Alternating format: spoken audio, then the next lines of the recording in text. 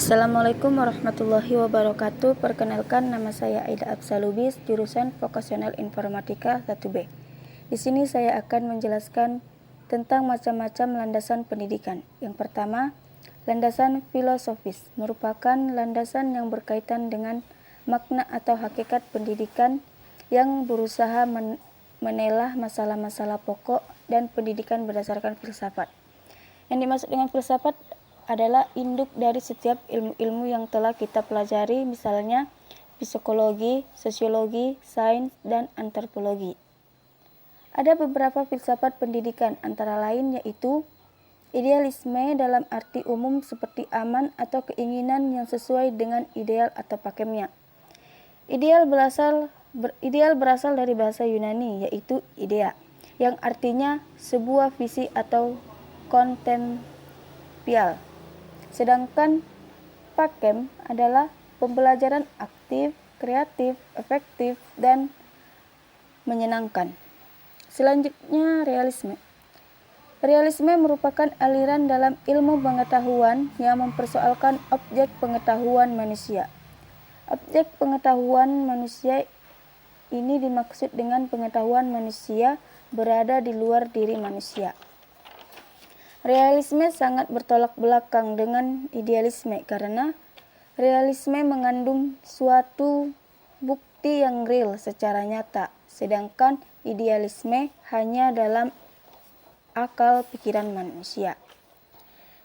Selanjutnya, positivisme. Secara etimologi berasal dari kata positif yang memiliki makna dan bahasa filsafat sebagai sesuatu peristiwa yang benar-benar terjadi atau bisa disebut sebagai sesuatu yang realita. Yang dimaksud dengan realita itu dalam bahasa sehari-hari yaitu kenyataan. Selanjutnya, pragmatisme adalah aliran filsafat yang mengajarkan bahwa yang benar adalah segala sesuatu yang membuktikan dirinya sebagai yang benar dengan melihat kepada akibat-akibat atau hasilnya yang bermanfaat secara praktis. Dan yang selanjutnya yang terakhir, eksistensialisme adalah tradisi pemikiran filsafat yang terutama diasosiasikan dengan beberapa filsuf Eropa abad ke-19 dan ke-20 yang sepaham bahwa pemikiran filsafat bermula dengan subjek manusia, bukan dengan subjek manusia yang berpikir tetapi juga individu manusia. Itulah yang dimaksud dengan beberapa filsafat pendidikan. Yang selanjutnya yang kedua, landasan sosiologis adalah analisis ilmiah tentang proses sosial dan pola-pola interaksi sosial di dalam sistem pendidikan. Ada 4 ruang lingkup sosiologis, yaitu hubungan sistem pendidikan dengan aspek masyarakat lain, hubungan kemanusiaan, pengaruh sekolah pada perilaku anggotanya, dan sekolah dalam komunitas yang mempelajari pola interaksi antara sekolah dengan kelompok sosial lain di dalam komunitasnya. Yang ketiga, landasan kultural adalah kebudayaan dan pendidikan yang mempunyai hubungan timbal balik, sebab kebudayaan dapat dilestarikan atau dikembangkan dengan mewariskan kebudayaan dari generasi ke generasi penerus dengan jalan pendidikan baik secara formal maupun informal. Yang dimaksud dengan formal adalah pendidikan yang terstruktur dan berjenjang yang terdiri atas pendidikan dasar, pendidikan menengah, dan pendidikan tinggi.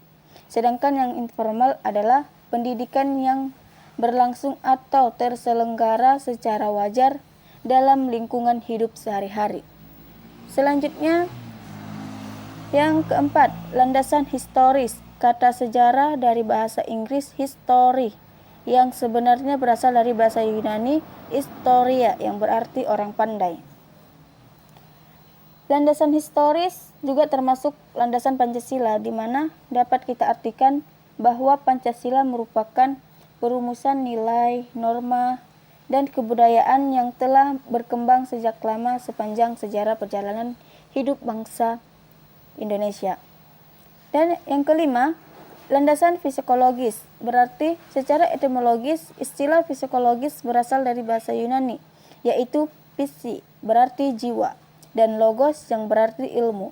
Secara harfiah, psikologis berarti ilmu jiwa atau ilmu yang mempelajari tentang kejiwaan.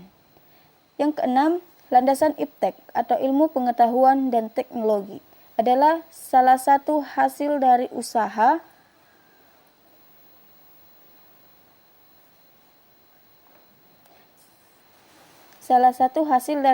manusia yang lebih baik yang telah dimulai pada permulaan kehidupan manusia dalam pendidikan. Pendidikan harus ditempatkan dalam perkembangan dan perubahan kepribadian manusia.